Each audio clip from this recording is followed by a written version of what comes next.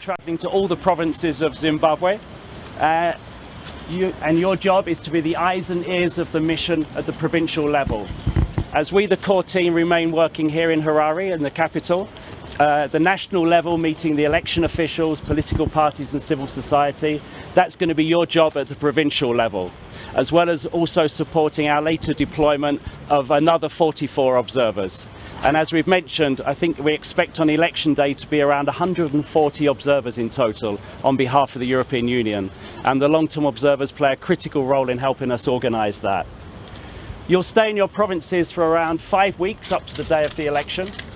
But as you know, you'll also stay there after the election as well, following the results process and any election disputes that may arise in the post-election period. And we as a mission will stay here in the country until the end of August. And if a second round of elections is required, we'll be here through to the end of September. And you'll be working with us on that as we go forward. As you go around your work in the following weeks, please keep in mind the role of the observers. Our job is to be impartial, to be independent, and never to interfere in the process. So, as you go out today, I wish you good luck in your observations.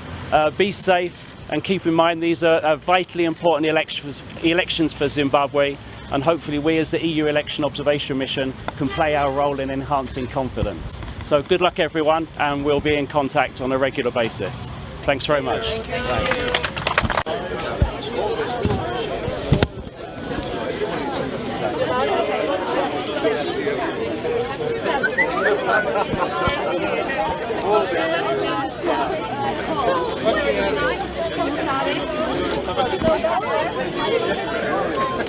On the deployment of the long-term observers that we are witnessing today. Yes, well, the European Union Observation Mission has been in the country since the 6th of June with a core team here in Harare. And we are today deploying 44 what we call long-term observers to cover all the provinces of Zimbabwe. They will be operating at the provincial level, meeting the election officials, political parties, civil society, following the election campaign and the preparations for the election.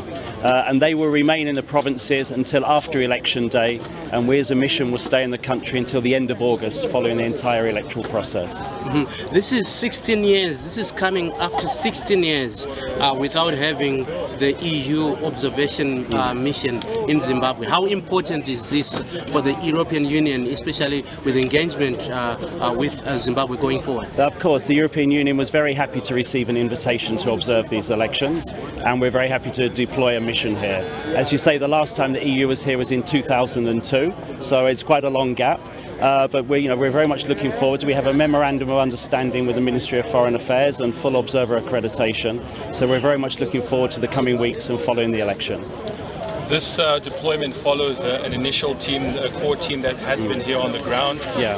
Are there any assessments from that team in terms of the pre-election environment? Yeah, we've got a team of experts here in Harare since the 6th of June, following all aspects of the election. We look at the legal framework, we look at the election administration, including voter registration. We look at the work of the political parties in conducting the campaign and the nominations and everything. Our job is also to make the preparations for the other observers who come in.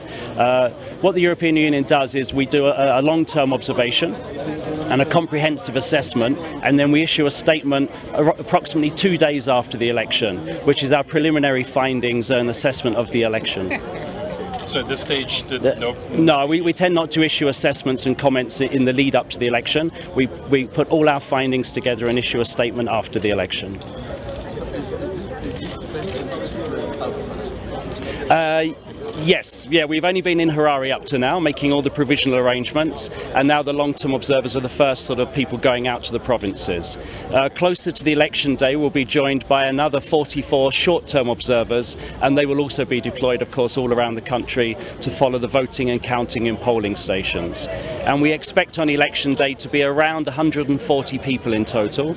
We'll also have a delegation of 7 people from the European Parliament, plus we have a limited number of observers who are from EU member states, diplomats accredited to Zimbabwe will also join us. So it's around 140 in total. Are you in any way concerned about the safety of your observers if they will be the countryside? No, I mean, we don't see any reason to be unduly concerned about that. We take all necessary precautions for our observers. They have good communications, they have good vehicles in case of for road safety and things like this. We've had very good cooperation and meetings with the parties and the Election Commission and the authorities. So we're quite comfortable at this stage. In the immediate, what are some of the things that you're on the lookout for, which could then result in the final report? Yeah, I mean, the EU uses the same methodology in its election observation all over the world, whether we're in Latin America, in Asia, in Africa, or wherever we observe. We look at the legal framework and the extent to which the laws provide the basic conditions for the election. We look at the election administration and whether it's independent and effective and doing a good practical job as well. We look at voter registration to make sure the citizens of the country have the right to be on the register and to vote. We look at the election campaign and whether political parties enjoy freedom of movement, freedom of assembly and freedom of speech, and whether if they're non-violent and all those aspects. And then on election day we look to see whether the people have the right to vote and the free expression of the will of the electors without intimidation. All these features are very sort of common things that we as an observation mission make an assessment of. We know that results will be out, a maximum of 5 days have been given. So how long will it take for us to get your report? We usually issue a statement approximately 2 days after the election, but it depends a little bit sometimes on how the process is going on afterwards. But our working plan is for around the 1st of August, but that's to be confirmed closer to the time. And what criteria, have you used to deploy these election observers? Because there are 44 and Zimbabwe has got 10 provinces. Yes, that's very true. We basically will have 44 will operate in teams of 2 people, so that's 22 teams. So we looked at it and it's roughly 2 teams per province, but where there's a higher sort of population concentration there might be 1 extra team, and when there's a lower population concentration there might be 1 less team. So we try to follow the structure of the election administration. We look for population centres, but we also make sure it's a balanced deployment, looking at rural areas and urban areas. Yes, do you have Yeah, the European Union was here in 2000 and again in 2002. So this is the first deployment of an observation mission by the European Union for 16 years. how many in total? How many now? Okay, and we will be a total of 140 observers, so that's 1. I think there's, do you mean this? I don't even know. I think there's 2 of us maybe on the team at the moment, and there'll probably be another 1 or 2 maybe. But basically the 140 includes observers from all 28 EU member states, plus partner countries of Norway, Switzerland and Canada.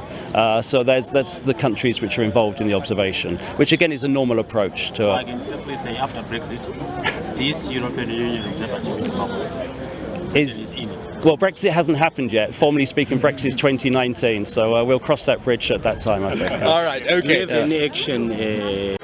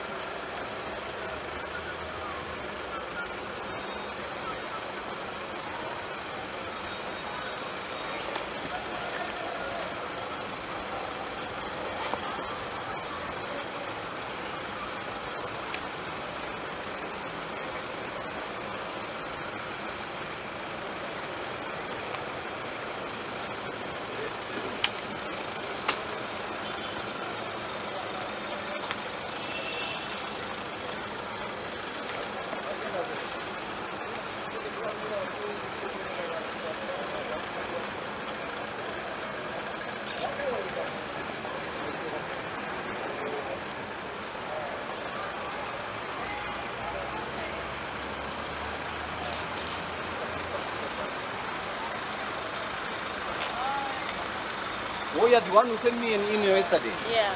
The day after yesterday, and I write for the Pan-African Vision. Did I expect you?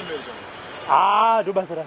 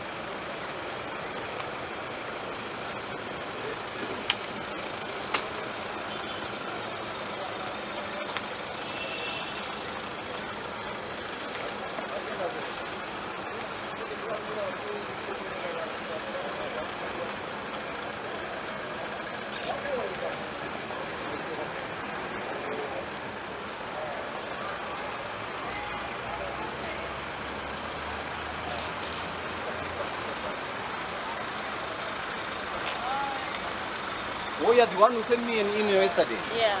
The day after yesterday,